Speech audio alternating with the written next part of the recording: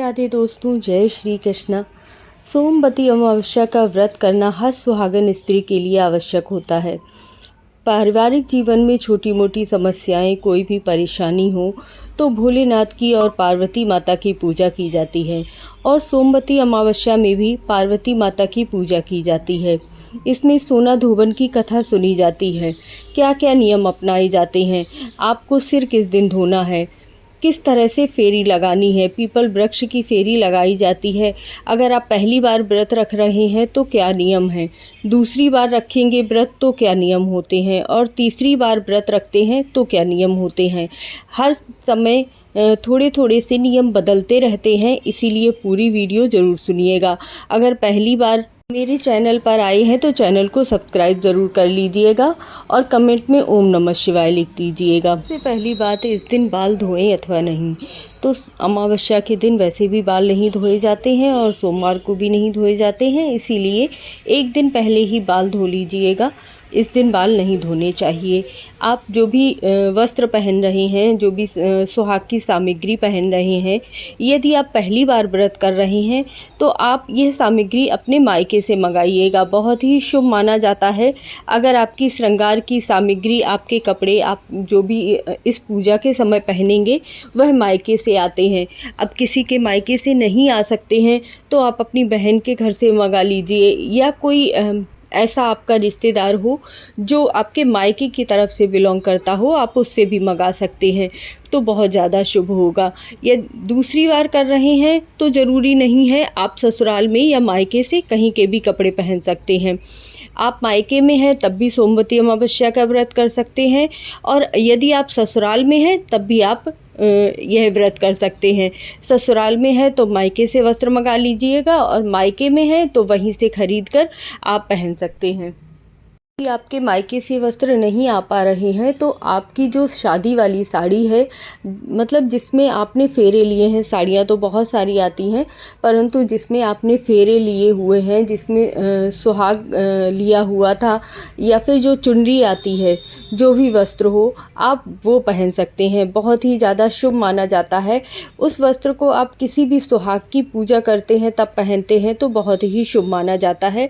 हमारे यहाँ चुनरी आती है, वो बहुत शुभ मानी जाती है।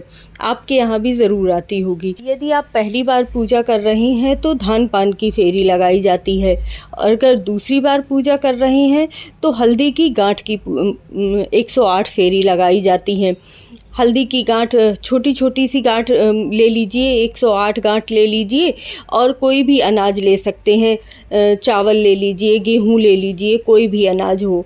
तीसरी बार अगर आप फेरी लगा रहे हैं तो सिंदूर की फेरी लगाई जाती है। सिंदूर की डिब्बी खरीद सकते हैं, जैसी भी आपकी इच्छा हो। अगर पूरी डिब्बी दान कर सकते हैं तो पूरी 108 डिब्बी ले लीजिए, नहीं तो छोटे छोटे से पैकेट बना लीजिए, उसका भी दान किया जा सकता है। आपको पूजा किस प्रकार करनी है, इसमें माता गौरी की पूजा की जाती है और सोना धोबन की पूजा की जाती है। आपने सोना धोबन की कथा अवश्य ही सुनी होगी। तो सोना धोबन की पूजा की जाती है। सोना धोबन बनाने के लिए आप हल्दी की गांठ से भी सोना धोबन बना सकते हैं। हल्दी की गांठ ले लीजिए और उससे सोना धोबन बना लीजिए। उसी में आपको बिंदी लगानी है, पीले वस्त्र पहनाने हैं। उसी समय सोना धोबन को सुहाग की वस्तुएं भी दान करनी है और माता गौरी को भी सुहाग की वस्तुएं दान करनी है। ध्यान रखिएगा, जब आप पीपल वृक्ष के सामने बैठेंगे तब आपका मुख हमेशा पूरब की तरफ होना चाहिए। दक्षिण की तरफ मुख होना बिल्कुल भी शुभ नहीं माना जाता है, इसीलिए पूरब की तरफ मुख करके ही पूजा कीजिएगा। सबसे पहले आपको जल अर्पित करना है, कलावा अर्पित करना है। कलावा आप 5 बार, 7 बार या 11 बार, जितने बार भी कलावा अर्पित करना चाहें कर सकते हैं। कुछ लोग धागे से भी करते हैं, फेरी लगाकर 5 या 7 बार, और फिर धागा वहीं छोड़ दिया जाता है। उसे तोड़ना नहीं चाहिए, तोड़ना शुभ नहीं माना जाता है। इसके पश्चात आप एक मुट्ठी में अनाज ले लीजिए और जहाँ से आपने फेरी शुरू की है वहाँ से शुरुआत करते हुए वापस उसी जगह पर आकर आपको वह अनाज वहीं पर छोड़ देना है।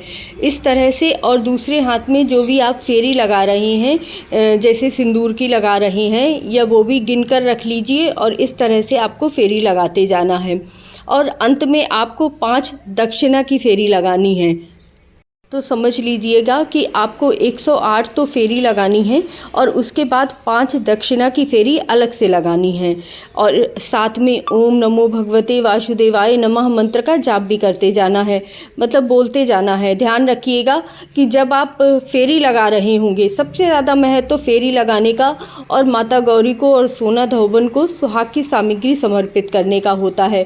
तो जब आप ओम नमो भगवते वासुदेवाय नमः मंत्र का जाप कर रहे होंगे तब आपको ना तो बीच में बोलना है, ना ही आपको कोई टोकना चाहिए।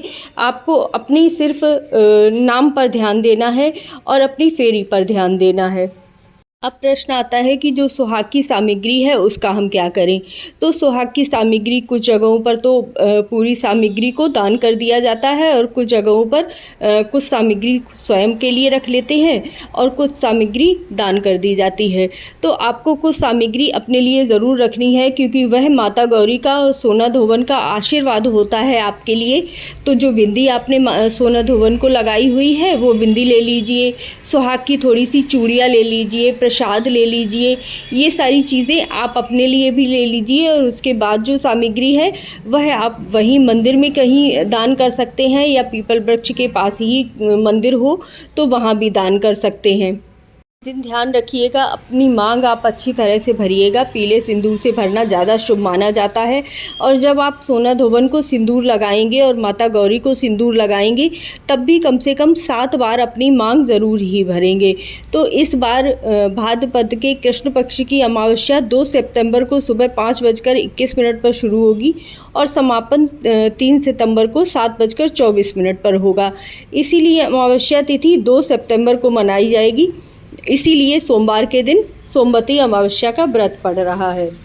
भोले बाबा की पूजा है, इसीलिए ध्यान रखिएगा कि आपको प्रदोष काल के समय शिवलिंग भगवान की पूजा भी ज़रूर करनी है। पंचामृत अभिषेक करिएगा और बेलपत्र ज़रूर अर्पित कीजिएगा।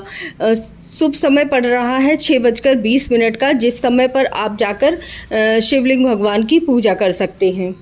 अमावस्या तिथि दान के लिए सबसे ज़्यादा महत्वपूर्ण मानी जाती है, इसीलिए देखिएगा कि आप जो भी आप सक्षम हो उस प्रकार से दान अवश्य कीजिएगा। इस दिन पितृदान, देवदान और ग्रहदान का विधान होता है, परंतु वीडियो बहुत बड़ी हो जाएगी, इसीलिए आप बस इतना समझ लीजिए कि आपकी जितनी भी सामर्थ्य हो उस हिसाब से आपको इस दिन अमावस्या के दिन अपने पितरों के नाम पर दान ज़रूर देना है। ऐसी ही धार्मिक जानकारियों के लिए, धार्मिक कथाओं के लिए और ज़रूरी बातों के लिए मेरे चैनल को सब्सक्राइब ज़रूर कर लीजिएगा और कमेंट में ओम नमः शिवाय ज़रूर लिखिएगा। जय राधे राधे।